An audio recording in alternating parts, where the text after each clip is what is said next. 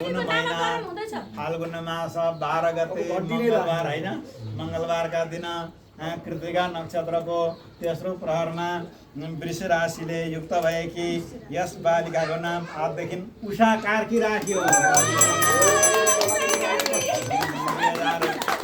2022 साल फागुन 12 गते मंगलबार बिहान 9:58 को समयमा जन्म भएकी यस बालिकाको नाम आजदेखि वृष राशिले युक्त भएकी श्री उषा कार्की राखियो। उषा कार्की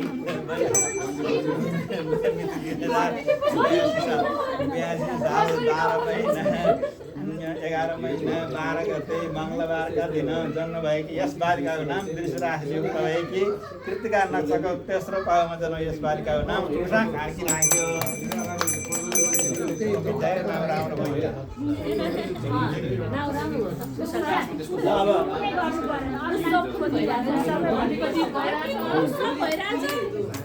उषा उषा भयो होइन उषा भएपछि यसलाई लगेर हेरिराखौँ।